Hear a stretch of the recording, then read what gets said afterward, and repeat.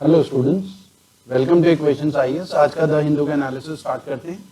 आज का एजेंडा एक तो सुप्रीम कोर्ट का वर्डिक्ट आया पीएम केयर्स के बारे में, वो डिस्कस करेंगे। चाइना से जो एफडीआई आ रहा है उस पर कर्ब्स लगे हुए हैं, पिछले 2-3 महीने से हम देख रहे हैं, तो वो डिस्कस करेंगे। ट्राइब्यूनल डिस्कस करेंगे, यूपी में ट्राइब्यूनल पास हुए हैं रिकवरी के लिए, ठीक है। जो लोग दंगे कर रहे हैं उनसे रिकवरी किस तरीके से करनी है उसके लिए ट्राइब्यूनल बना है। 17 जमुना लिंक डिस्कस करेंगे। इंडिया नेपाल के बारे में एडिटोरियल है। टर्की, ईयू, नागालैंड, अशोक लवासा, राजीव गांधी खेल रत्न, ये सारी चीजें हम डिस्कस करेंगे। कॉन्स्टिट्यूशनल कॉर्नर में हम ऑर्डिनेंस डिस्कस करेंगे। ये हमारा फ्रंट पेज है जिसमें हमारे पास जो सुप्रीम कोर्ट का कल वर्डिक्ट आया है, जिसमें पीएम केयर्स को लेकर प्ली फाइल करी गई थी सुप्रीम कोर्ट में, जिसमें ये कहा गया था कि पीएम केयर्स फंड जो है वो सारा का सारा एनडीआरएफ में ट्रांसफर किया जाए। तो पहले तो आपको थोड़ा सा इसका बैकग्राउंड पता होना चाहिए, तब आपको ये चीजें समझ में आने वाली है, ठीक है। तो इसमें समझ लेते हैं क्या है। एक तो देखिए हमारे पास पीएम नेशनल रिलीफ फंड है, NRF. PM national relief fund है, ये क्या है? ट्रस्ट है। इसमें बजटरी एलोकेशंस नहीं होते, ठीक है। तो पीएम एनआरएफ में बजट से पैसा एलोकेट नहीं होता। इसमें लोग जो भी डोनेशन करते हैं उससे जो नेचुरल कैलामिटीज हैं, बेसिकली कहीं पर बाढ़ आ गई, ठीक है, नेचुरल कैलामिटीज ज्यादातर, ठीक है, नेचुरल कैलामिटीज हैं, कहीं पर बाढ़ आ गई, भूकंप आ गया, तो वहां पर पैसा एलोकेट किया जाता है स्टेट्स को, या कुछ इंडिविजुअल्स का इलाज कराना है, ऑपरेशन कराना है, वहां पैसा एलोकेट किया जाता है। अब प्रधानमंत्री मोदी ने एक पीएम केयर्स फंड, ये कोविड-19 के बाद ये अनाउंस हुआ पीएम केयर्स फंड। ये बेसिकली कोविड-19 स्पेशली कोरोना से जो सिचुएशन खराब हो गई इकोनॉमी की या हेल्थ केयर सेक्टर को सपोर्ट देने के लिए, तब अनाउंस किया है पीएम केयर्स। ये भी क्या है? एक ट्रस्ट है। इसमें बजटरी एलोकेशंस नहीं होंगे। आपको ये समझ में आना चाहिए बजटरी एलोकेशंस क्या है। बजटरी एलोकेशन मतलब हर साल जब पार्लियामेंट में बजट पास होता है तो उसमें बजटरी एलोकेशन मतलब गवर्नमेंट के फंड से पैसा इधर बजटरी एलोकेशन किया जाता है ताकि वो पैसा इन चीजों में खर्च किया जा सके। जैसे पीएम एनआरएफ में तो नेचुरल कैलामिटीज होगा, पीएम केयर्स में कोविड-19 से लड़ने के लिए पैसा खर्च किया जाएगा, ठीक है। तो इसमें बजटरी एलोकेशंस नहीं है, ये प्योरली डोनेशन के ऊपर है। पब्लिक जो भी डोनेट करेगी इसमें से पैसा फिर खर्च किया जाएगा। ये एक ट्रस्ट है। दोनों में डिफरेंस क्या है पीएम एनआरएफ और पीएम केयर्स में? देखिए पीएम एनआरएफ जो है इसमें प्राइम मिनिस्टर तो होंगे ही मेंबर, साथ ही साथ कांग्रेस प्रेसिडेंट। इसमें एक क्लॉज ये है कि चाहे कांग्रेस पावर में रहे या न रहे, कांग्रेस के प्रेसिडेंट भी इसके बोर्ड के मेंबर रहेंगे पीएम एनआरएफ में खर्च करने के लिए। और पीएम एनआरएफ अगर ऑडिटिंग की बात करें तो इनका ऑडिट कौन करता है? तो इनका ऑडिट जो है, क्योंकि ये बजटरी एलोकेशन से नहीं बने हैं, और ऑडिट बजट के एलोकेशन से जो भी मिनिस्ट्री को कहीं भी गवर्नमेंट डिपार्टमेंट को पैसा जाता है, गवर्नमेंट ऑफिसर्स का ऑडिट करना होगा तो कैग करता है गवर्नमेंट ऑफिसर्स का। जितना भी एक्सपेंडिचर होता है गवर्नमेंट ऑफिस का या पीएसयूज वगैरह होता है तो कैग उनका ऑडिट करता है, ठीक है। अब क्योंकि ये दोनों ही ट्रस्ट हैं, इसमें बजटरी एलोकेशन नहीं होता, तो दोनों में कैग ऑडिट नहीं करता। पीएम एनआरएफ में भी कैग ऑडिट नहीं करता और पीएम केयर्स में भी कैग ऑडिट नहीं करता। इनके ऑडिट के लिए अलग से एजेंसी बनती है। जैसे पीएम एनआरएफ में 60-70 साल तक कांग्रेस ने एक ही पार्टी को इसमें ऑडिटर बना के रखा और वो कांग्रेस पार्टी के लीडर भी रहे, कांग्रेस की तरफ से नॉमिनेट भी हुए हैं राज्यसभा में। तो पीएम एनआरएफ के ऊपर भी कांग्रेस के ऊपर बहुत सारे क्वेश्चंस हैं कि इसमें मेंबर जो है एक ही मेंबर है जो ऑडिट कर रहा है, कैग उसमें ऑडिट नहीं कर रहा है। और उसके पीछे रीजन सिंपल सा है, क्योंकि ये ट्रस्ट है, यहाँ पर बजट से पैसा एलोकेट नहीं कर रही है गवर्नमेंट, अपने कंसोलिडेटेड फंड ऑफ इंडिया से पैसा नहीं एलोकेट कर रही है, ये एक रीजन है। अब पीएम केयर से जो भी फंड रेजिंग करी सरकार ने, एक प्ली फाइल करी थी कि वो NDRF national disaster relief fund में ट्रांसफर किया जाए। एनडीआरएफ में देखिए पीएम एनआरएफ अलग है, एनडीआरएफ अलग है, तो नेशनल डिजास्टर रिलीफ फंड में पैसा ट्रांसफर किया जाए। और नेशनल डिजास्टर रिलीफ फंड जो है 2005 में बना था। जो भी नेशनल डिजास्टर्स होती हैं, जैसे नेचुरल कैलामिटीज, अर्थक्वेक आ जाता है, भूकंप अर्थक्वेक आ जाता है, कहीं पर फ्लड्स आ गई या कोई भी नेचुरल कैलामिटी, लैंडस्लाइड हो गई, कोई भी नेचुरल कैलामिटीज है, वहां पर ये पैसा खर्च किया जाता है, ठीक है। तो ये प्ली फाइल करी गई थी, पीएम केयर्स जो है एनडीआरएफ में ट्रांसफर होना चाहिए सारा का सारा पैसा, लेकिन सुप्रीम कोर्ट ने प्ली रिजेक्ट कर दी है, क्योंकि एनडीआरएफ में बजटरी एलोकेशंस होते हैं। बजटरी एलोकेशन आपको ये समझना है, बजटरी एलोकेशन मतलब पार्लियामेंट में, इसमें क्योंकि डोनेशन के थ्रू पैसा नहीं आ रहा है एनडीआरएफ में, इसमें पार्लियामेंट में बजट से पैसा एलोकेट किया जा रहा है और ये कैग के ऑडिट में आता है, कैग इसको ऑडिट करता है, ठीक है। तो सुप्रीम कोर्ट ने ये कहकर रिजेक्ट करा है पीएम केयर्स का पैसा एनडीआरएफ में नहीं हो सकता, दोनों अलग अलग चीजें हैं। एनडीआरएफ में बजटरी एलोकेशन इसलिए कैग का ऑडिट होता है, जबकि पीएम केयर्स जो है ये प्योरली क्या है, लोग इसमें डोनेशन देंगे और ये ट्रस्ट है, ट्रस्ट।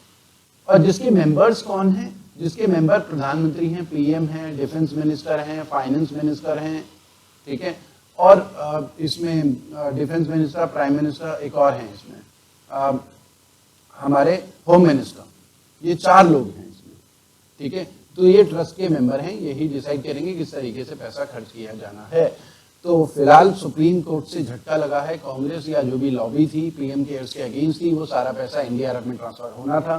तो ये एक वर्डिक्ट आया है इंपॉर्टेंट, तो उसी से रिलेटेड है पीएम केयर। एक तो सुप्रीम कोर्ट की जो ऑब्जर्वेशन है, PM care is a public charitable trust, funds are voluntary given, क्योंकि बजटरी एलोकेशन नहीं है, ठीक है, और इसमें डायरेक्ट ट्रांसफर एनडीआरएफ में नहीं हो सकता। Donors can also contribute, NDRF में भी डोनर्स ट्रांसफर कर सकते हैं, ठीक है। तो ये कैग का ऑडिट की जरूरत नहीं है, क्योंकि ये ट्रस्ट है, इसमें अलग से जो है एक ऑडिटर बैठेगा जो अलग से इसको ऑडिट करेगा, ठीक है। और भी इसमें कई चीजें हैं जो आपको थोड़ा सा समझना है, थोड़ा खुद से रिसर्च करना है, थोड़ा कंपैरिजन करना है, क्योंकि एग्जाम में इससे रिलेटेड क्वेश्चंस बन सकते हैं, ठीक है।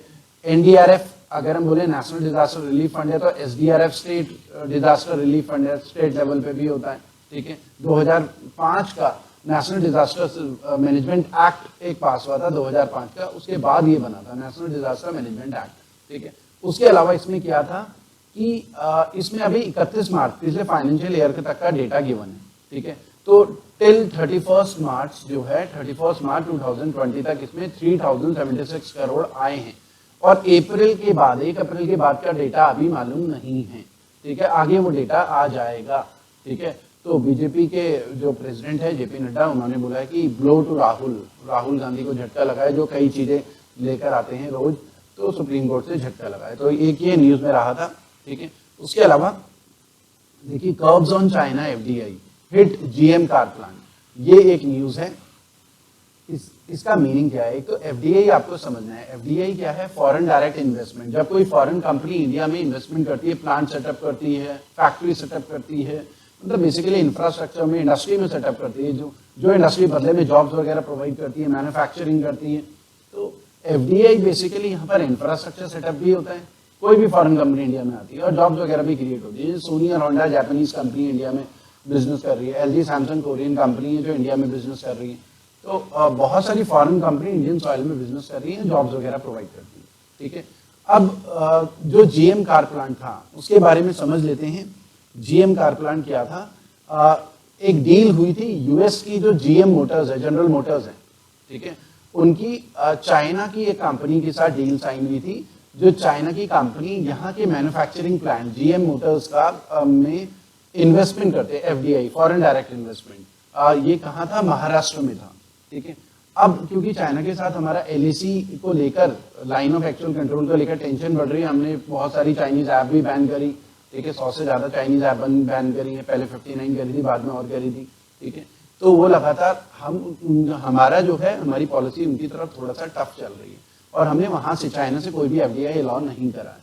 तो अब जो है प्रॉब्लम क्या है कि चाइना के ऊपर एफडीआई में जो कर्व्स लगे हुए हैं, उसकी वजह से जीएम कार प्लांट में जो एफडीआई होना था, चाइना से आना था, उस डर की वजह से अब इन्वेस्टमेंट एफडीआई आएगा नहीं, तो जो यूएस कंपनी है जीएम मोटर्स, वो इंडिया छोड़ के जा सकती हैं, और जो जॉब क्रिएट होनी थी वो जॉब क्रिएट नहीं होंगी।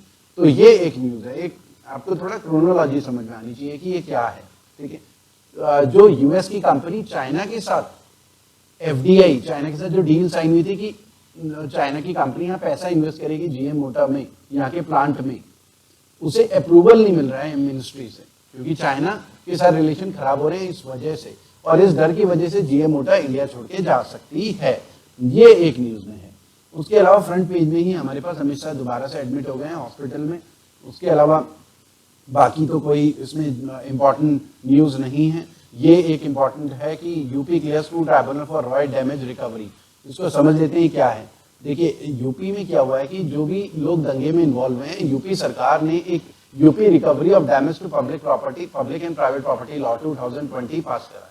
जो भी दंगों के दोषी होंगे या कन्विक्टेड होंगे, एक्यूज होंगे, उनसे रिकवरी की जाएगी। अगर वो बसें जलाते हैं, गाड़ियां जलाते हैं, तो जो भी डैमेज होता है उनका घर बेचकर, उनकी दुकानें जब्त करके, उनकी प्रॉपर्टी जब्त करके वो सारी रिकवरी की जाएगी। ऐसा यूपी सरकार ने विधानसभा में एक ऑर्डिनेंस लेकर आए थे। ऑर्डिनेंस हम लास्ट में डिस्कस करेंगे, कॉन्स्टिट्यूशनल कॉर्नर में ऑर्डिनेंस लेकर आए थे जिसे अब विधानसभा में भी पास किया जाएगा। ठीक है, तो इसमें सिंपल ये है कि अब रिकवरी करने के लिए कौन डिसाइड करेगा, कैसे रिकवरी, घर बेचना है, दुकान बेचनी है, प्रॉपर्टी, उसके लिए रिकवरी ट्राइब्यूनल होंगे। रिकवरी ट्राइब्यूनल, रिकवरी ट्राइब्यूनल एक स्पेशल टाइप के कोर्ट होते हैं। रिकवरी ट्राइब्यूनल बनाएगी यूपी सरकार, 2 रिकवरी ट्राइब्यूनल। तो ये रिकवरी ट्राइब्यूनल जो भी दंगे के दोषी होंगे, यहाँ पर एक तरीके का कोर्ट होगा जहां पर उन दंगों के दोषियों से पूछा जाएगा, भैया देखो आपने 15 लाख का नुकसान करा है, आपसे 15 लाख की रिकवरी करनी है। ठीक है, आप 15 लाख की रिकवरी, आप 15 लाख कैसे देंगे? आपके पास बैंक में तो 20,000 पड़े हुए, तो आपके नाम पे प्रॉपर्टी है, घर है, कार है, क्या है, तो वो बेचते हैं। 15 लाख तो आपने देने हैं, वो बचे नहीं सकते। तो रिकवरी ट्राइब्यूनल का काम है रिकवरी करना। जैसे बैंक में डीआरटी होता है, डेप्ट रिकवरी, जो एनपीए हो जाता है पैसा, बैंक अपने कस्टमर से रिकवरी डीआरटी के थ्रू करता है। और एक एनसीएलटी होता है, कंपनी लॉ ट्राइब्यूनल होता है, कंपनीज या फर्म से रिकवरी एनसीएलटी के थ्रू करता है। तो ये 2 रिकवरी ट्राइब्यूनल यूपी सरकार ने बनाए हैं। उसके अलावा जिन स्टूडेंट्स ने हमारा चैनल सब्सक्राइब नहीं करा है, हमारा चैनल जरूर सब्सक्राइब करें। ठीक है, वीडियो को लाइक करें और कमेंट बॉक्स में अपना नाम और अपने स्टेट का नाम जरूर लिखें। मैं सारे कमेंट्स वगैरह पढ़ता हूँ स्टूडेंट। और उसके अलावा हमारा टेलीग्राम चैनल आप ज्वाइन कर सकते हैं, जिसमें हम स्टडी मटेरियल वगैरह शेयर करते हैं। हमारे क्वेश्चन आइए ऐप भी आप डाउनलोड कर सकते हैं, जिसमें यूपीएससी का कंप्लीट सिलेबस, कंप्लीट आपको कोर्स मिलेगा। बैंक एसएससी का भी कंप्लीट कोर्स मिलेगा, ओनली क्वांट का भी मिलेगा। सारे लेक्चर्स जो हमारे ऐप में हैं वो वेब बेस्ड एप्लीकेशन वेब में भी देख सकते हैं। और ये सारे लेक्चर्स बहुत एक्सपीरियंस फैकल्टीज, ट्रस्टेड फैकल्टीज हैं, 20-15-20 साल से ज्यादा के एक्सपीरियंस है फैकल्टी। उसमें मॉक टेस्ट भी मिलेंगे आपको और स्टडी मटेरियल भी मिलेगा।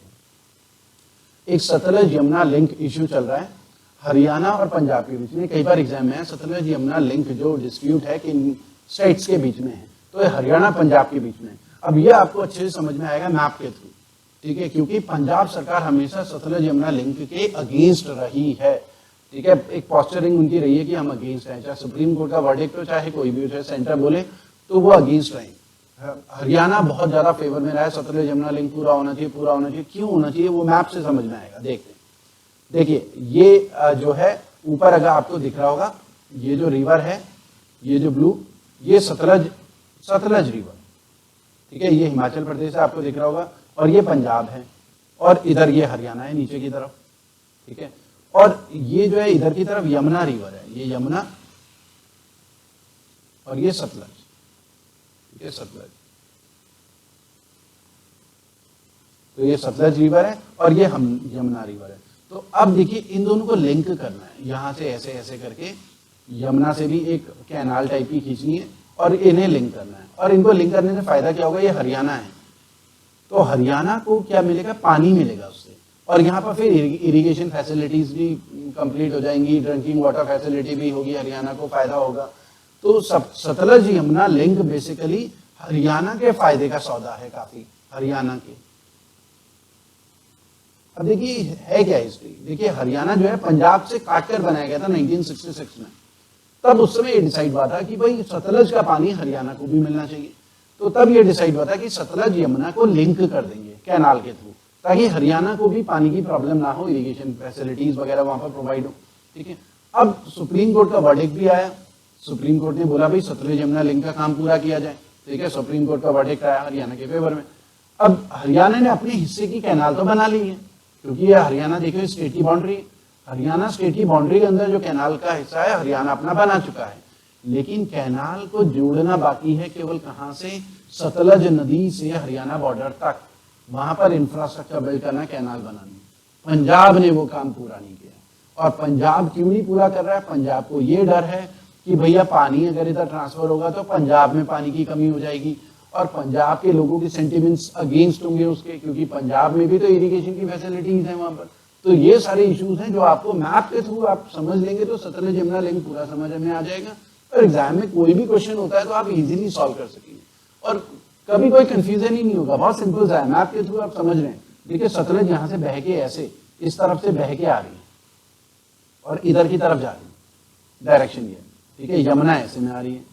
अब यहाँ लिंक करके हरियाणा को पानी मिलने वाला है, तो पानी बह के इधर हरियाणा की तरफ आएगा, और वो इच्छुक ही नहीं है पंजाब, क्योंकि वो बांटना नहीं चाहते पानी, वो चाहते हैं पानी उन्हीं के पास रहे। सिंपल सा लॉजिक है, ये समझ में आ जाना चाहिए आपको, ठीक है। ये आपको दिख रहा होगा भागरा नागर डैम भी है सतलज रिवर में हिमाचल में, ठीक है। तो इसलिए पंजाब की सरकार या कैप्टन अमरिंदर सिंह जो सीएम है वो विरोध कर रहे हैं सतलज यमुना लिंक का। वो बोल रहे हैं कि पंजाब में लॉ एंड ऑर्डर, वो विरोध इस वजह से करेंगे, लॉ एंड ऑर्डर इश्यू हो जाएगा कि लोग अगेंस्ट हैं, ठीक है। तो इस वजह से वो तैयार नहीं है, क्योंकि अगर पंजाब के सीएम तैयार हो जाते हैं तो पॉलिटिकली बहुत नुकसान होगा, वोट बैंक भी जा सकता है और अपोजिशन वाले फायदा उठा सकते हैं। और हरियाणा जो सरकार है वो तो चाहती ही है, पानी की प्रॉब्लम बहुत है हरियाणा में, ठीक है। तो ये सारी चीजें, उसके अलावा ये एक एडिटोरियल है इंडिया नेपाल के बारे में, ठीक है। क्योंकि नेपाल ने रिसेंटली इंडियन टेरिटरी, काला पानी टेरिटरी को अपने मैप में इंक्लूड करा है, तो थोड़ा सा समझ लेते हैं कि साउथ एशिया में नेपाल और इंडिया के रिलेशन बहुत इंपॉर्टेंट है और ऊपर नीचे अभी चल रहा है, ठीक है। इंडिया नेपाल की जो बाउंड्री है वो कैसे डिसाइड हुई थी? ट्रीटी ऑफ सागोली हुई थी। देखिए उस समय ब्रिटिशर्स थे इंडिया में, एक तो आपको ये समझना है, उस समय ब्रिटिशर्स थे इंडिया में, और ब्रिटिशर्स और नेपाल के बीच में वॉर हुआ था, ठीक है। ब्रिटिशर्स और नेपाल के बीच में एंग्लो नेपालीज वॉर उसे बोलते हैं। तो वॉर में 1814 और 1816 तक वॉर चला था, 2 साल, और 1816 में फिर एक ट्रीटी ऑफ सागोली साइन हुई थी जिसमें नेपाल की बाउंड्री डिसाइड हुई थी। ट्रीटी ऑफ सागोली से नेपाल के किंग और ब्रिटिश गवर्नमेंट के बीच में, ब्रिटिशर्स के बीच में एक ट्रीटी ऑफ सागोली हुई थी। ये उत्तराखंड के एग्जाम के पॉइंट ऑफ व्यू से भी काफी इंपॉर्टेंट है, और क्योंकि अभी नेपाल और इंडिया के रिलेशन थोड़े से टेंशन में अप एंड डाउन चल रहे हैं, तो सेंटर के भी यूपीएससी के एग्जाम के पॉइंट ऑफ व्यू से भी ट्रीटी ऑफ सागोली इंपॉर्टेंट है, ठीक है। ट्रीटी ऑफ सागोली से इंडिया नेपाल की बाउंड्री डिसाइड हुई थी 1816 में, ब्रिटिशर्स और नेपाल के किंग के बीच में, ठीक है।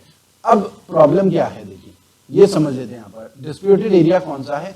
देखिए डिस्प्यूटेड एरिया है ये, यहाँ पर जो काला पानी रीजन है ये डिस्प्यूटेड एरिया है, जिसमें इंडिया भी क्लेम कर रहा है वो हमारी टेरिटरी है, नेपाल भी क्लेम कर रहा है। तो नेपाल ने अपने मैप को चेंज करके इंडियन टेरिटरी को अपने एरिया में इंक्लूड कर लिया, तो अब ये डिस्प्यूटेड एरिया है। तो आपको मैप के थ्रू समझना है, और ये क्या है? उत्तराखंड है यहाँ पर, ठीक है। तो ये उत्तराखंड के साथ टच करते हुए ये वाला एरिया है, और यहाँ पर काली रिवर है जो इंडिया नेपाल के बीच में बाउंड्री बनाती है, काली रिवर, ठीक है, काली रिवर, ठीक है। तो वो काली रिवर की जो, अगर हम बोले वेस्ट साइड एरिया जो है वो इंडिया होगा और ईस्ट साइड नेपाल होगा, जैसा कि 1816 में ट्रीटी ऑफ सागोली में डिसाइड हुआ था।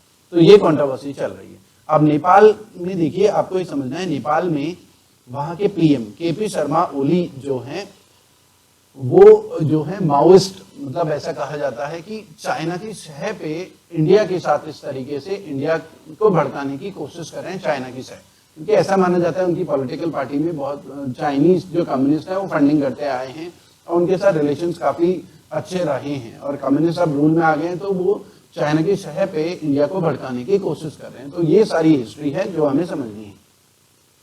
एक तो ट्रबल्ड वाटर यहाँ पर एडिटोरियल में कहा है यूरोपियन यूनियन और टर्की के बीच के रिलेशंस को। देखिए मैप के थ्रू समझते हैं हर चीज को, देखिए मैप के थ्रू आप जरूर समझिए, क्योंकि मैप के थ्रू समझेंगे एक तो अंडरस्टैंडिंग इंक्रीज होगी और एग्जाम में कोई प्रॉब्लम नहीं होगी। अगर बिना मैप के आप समझने की कोशिश करेंगे तो बहुत प्रॉब्लम्स होगी। देखिए ये टर्की है, आपको समझ में आ रहा होगा यहाँ पर, ठीक है, ये टर्की है और ये ग्रीस है, और देखिए ये यूरोपियन यूनियन है और टर्की जो है यूरोपियन यूनियन का पार्ट नहीं है। तो अब ये जो यूरोपियन यूनियन है ईयू, इनकी एक डील साइन हुई है जो वेस्टर्न मिडिल ईस्ट की कंट्रीज है, अरेबियन कंट्रीज है, उनके साथ यहाँ पर एक गैस पाइपलाइन वगैरह बिछाई जाएगी ताकि गैस पाइपलाइन जो एनर्जी रिक्वायरमेंट है यूरोप की वो पूरी की जा सके। और यूरोप की ज्यादातर कंट्रीज की जो गैस की रिक्वायरमेंट है, नेचुरल गैस की रिक्वायरमेंट है, वो रशिया पूरी करता है, ठीक है। तो वो चाहते हैं रशिया के ऊपर डिपेंडेंसी कम हो। अब ये जो यूरोपियन कंट्री है ईयू, इनकी जो वेस्ट एशियन कंट्रीज जो सऊदी अरबिया ये सब कंट्रीज के साथ जो डील हुई है, गैस पाइपलाइन को लेकर, उसमें टर्की इंक्लूडेड नहीं है, तो टर्की उसके बाद से नाराज चल रहा है। अब यहाँ पर जो सी वाटर से रिलेटेड जो चीजें हैं, यहाँ पर ओवरलैपिंग क्लेम्स हैं। ग्रीस का बहुत सारा एरिया, क्योंकि हमें यूएन क्लॉज के हिसाब से, यूएन क्लॉज इंटरनेशनल लॉ है, UN clause United Nation Convention on the law of sea, उसके हिसाब से 200 नॉटिकल माइल्स तक एक्सक्लूसिव इकोनॉमिक जोन होगा। ये ग्रीस की टेरिटरी के बाद या टर्की की टेरिटरी के बाद, जो टेरिटरी है उसके आगे एक्सटेंडेड फॉर्म में 200 नॉटिकल माइल्स तक, तो ओवरलैपिंग टेरिटरी है, तो डिस्प्यूटेड एरिया है बहुत सारा, तो टर्की वहां पर अपने शिप्स वगैरह भेज रहा है, तो इस वजह से वहां पर प्रॉब्लम्स चल रही है। ठीक है, तो यही यहाँ पर भी लिखा हुआ है, EU members and its allies in West Asia and North Africa made plans to build gas pipeline from Mediterranean, ये मेडिटेरेनियन सी है सबसे नीचे, ठीक है, यूरोप में to cap Turkey out of it, जिसकी वजह से अंकारा, टर्की की कैपिटल है अंकारा, वो थोड़ा नाराज चल रहा है या गुस्से में चल रहा है। ठीक है, तो ये एक प्रॉब्लम है EU और टर्की के बीच में, और जो है EU और टर्की जो है इस वजह से उनके बीच में एक तरीके से क्लैशेस चल रहे हैं। ठीक है, यूरोपियन यूनियन तो वहां पर गैस पाइपलाइन बिछाना चाह रहा है, लेकिन टर्की उन्हें गैस पाइपलाइन शायद बिछाने ना दे, और ये प्रॉब्लम आगे बहुत कॉम्प्लेक्स हो जाएगी और आगे और ज्यादा प्रॉब्लम होने वाली है। तो आपको मैप के थ्रू ये सारी चीजें समझनी है। उसके अलावा नागालैंड में, जैसे हमने कल भी डिस्कस करा था, ग्रेटर नागालैंड इंडिपेंडेंस के बाद से ही डिमांड हो रही थी कि सेपरेट कंट्री मिलना चाहिए, लेकिन 1963 में भारत सरकार ने नागालैंड एक स्टेट बनाया, और उसके बाद से ही अलग अलग ग्रुप जैसे NSCN है, ये सेपरेट कंट्री की डिमांड कर रहे थे।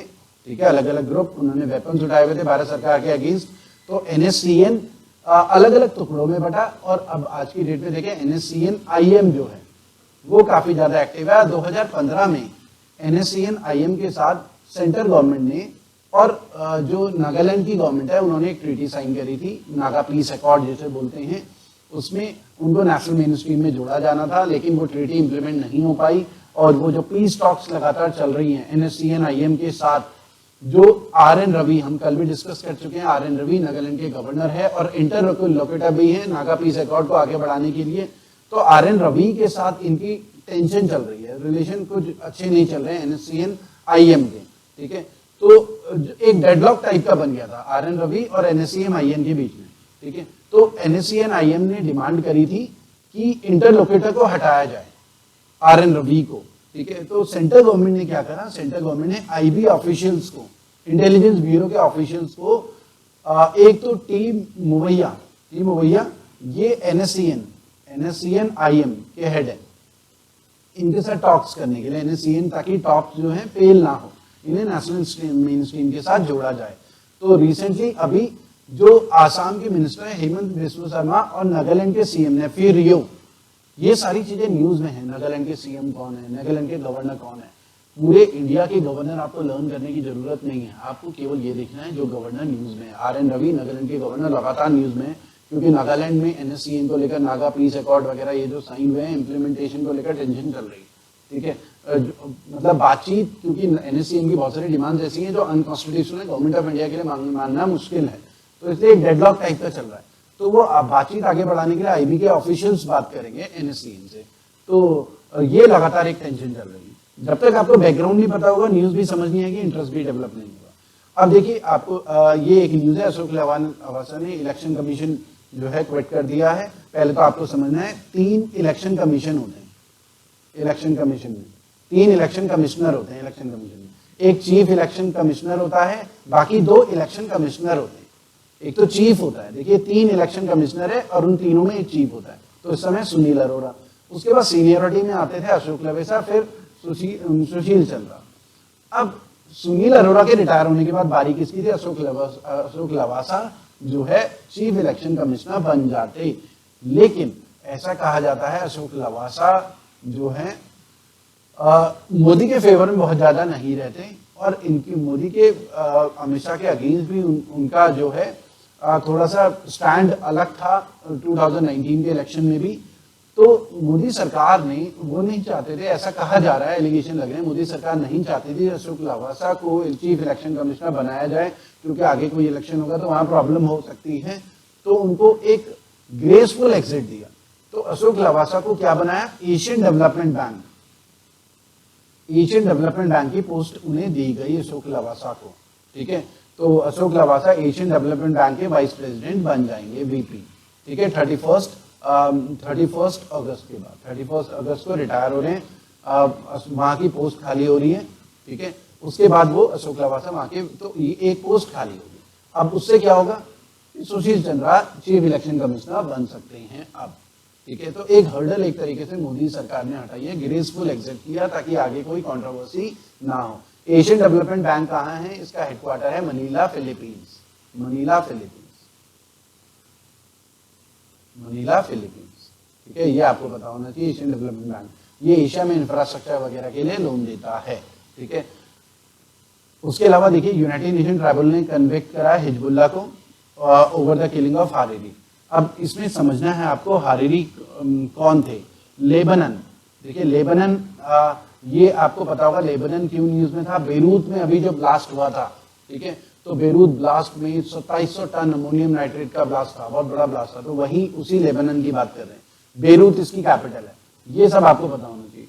और लेबनन के फॉर्मर जो पीएम थे राफिक अल हरारी, 2005 में कार बॉम्बिंग में इनकी डेथ हुई थी। तो इनके ऊपर जो एलिगेशंस थे, एक हिजबुल्लाह जो वहां की पॉलिटिकल पार्टी भी है शिया मुस्लिम्स की, एक तो आपको समझना है वहां पर शिया सुन्नी, लेबनन में सुन्नी मुस्लिम्स हैं और शिया मुस्लिम्स हैं। रूल कौन कर रहा है, सुन्नी मुस्लिम्स, और वहां पर शिया बैक्ड एक पॉलिटिकल पार्टी है हिजबुल्लाह, हिजबुल्लाह, ठीक है। तो शिया सुन्नी की भी लड़ाई है। तो ये जो प्राइम मिनिस्टर थे, फॉर्मर प्राइम मिनिस्टर, ये सुन्नी मुस्लिम थे, ठीक है, सुन्नी मुस्लिम थे, और जिनके रिलेशंस जो है यूएस के साथ, यूएई के साथ काफी अच्छे थे। और आपको ये भी समझना है कि शिया मुस्लिम में डोमिनेटिंग कंट्री कौन है, ईरान, ठीक है। तो ईरान और या शिया मुस्लिम्स को इस वाले इन प्राइम मिनिस्टर से खतरा लगता था, ठीक है, क्योंकि इनका यूएस के साथ भी रिलेशंस अच्छे थे, तो वो इनको रास्ते से हटाना चाह रहे थे, ऐसे एलिगेशन लग रहे हैं। और हिजबुल्लाह जो है, हिजबुल्लाह पॉलिटिकल पार्टी के वहां की एक पॉलिटिकल पार्टी है, शिया मुस्लिम्स हैं उसमें ज्यादातर, मैक्सिमम।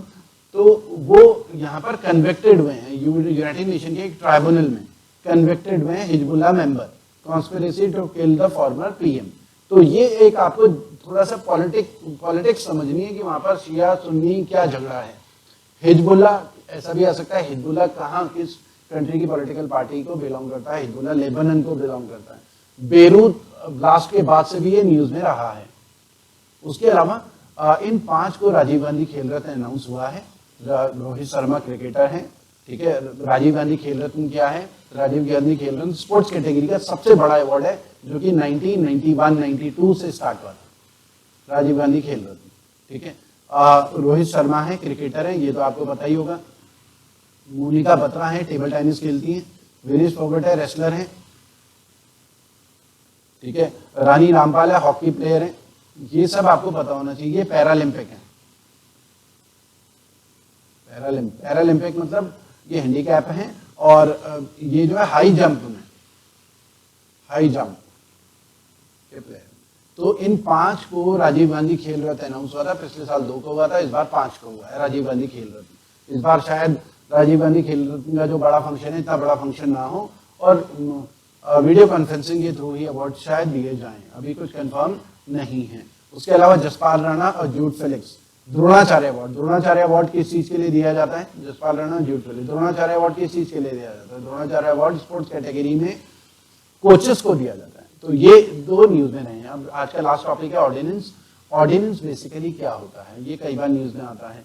देखिए, वैसे तो हमें पता है कि कोई भी एक्ट पार्लियामेंट में पहले बिल पेश किया जाता है, बिल पास हो जाता है, तो वो बिल क्या बन जाता है, एक्ट बन जाता है। पार्लियामेंट की अगर मैं बात करूं, मैं विधानसभा की अभी बात नहीं कर रहा, पहले पार्लियामेंट की बात करें, ठीक है। बिल पेश किया जाता है, वहां पर वोटिंग होती है, लेजिस्लेचर के मेंबर, मतलब लोकसभा राज्यसभा दोनों हाउसेस से पास होना चाहिए, प्रेसिडेंट साइन करता है तो बिल एक्ट बन जाता है। अब लेकिन जो पार्लियामेंट के सेशन है वो कौन कौन से सेशन है, देखिए पार्लियामेंट के सेशन, एक तो बजट सेशन है जो कि फरवरी मार्च अप्रैल में होता है बजट सेशन, या अगर हम देखें जुलाई अगस्त में मॉनसून सेशन, फिर दिसंबर जनवरी में, नवंबर दिसंबर में विंटर सेशन। इस बीच पार्लियामेंट सेशन में नहीं होगा। अब मान लिया कि मई के महीने में कोई इंपॉर्टेंट बिल लेकर आना है पार्लियामेंट में, कोई एक्ट बहुत जरूरी है नेशनल इंटरेस्ट में, और पार्लियामेंट तो सेशन में है ही नहीं, तो बिल कैसे प्रेजेंट होगा पार्लियामेंट में?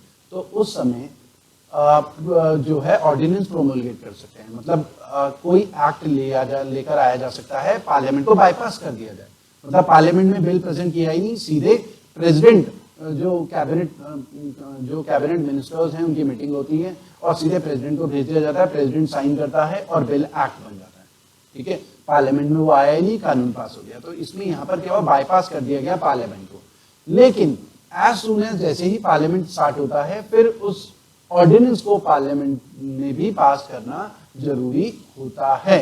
तो आपको ये समझना है, ऑर्डिनेंस एक तरीके का कानून है जो पार्लियामेंट को बाईपास करते हुए पास किया जाता है।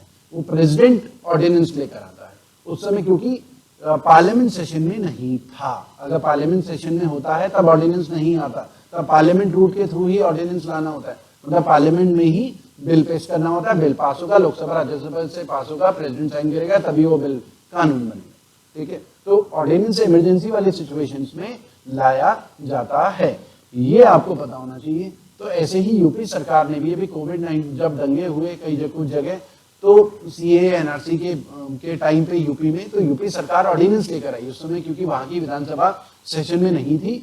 और यूपी में, क्योंकि हम स्टेट की बात कर रहे हैं, तो वहां की जो काउंसिल ऑफ मिनिस्टर है हेडेड बाय सीएम, वो लिख के देते हैं गवर्नर को, तो गवर्नर पास करता है, गवर्नर ऑर्डिनेंस लेकर आता है स्टेट लेवल पे, सेंट्रल लेवल पे प्रेसिडेंट।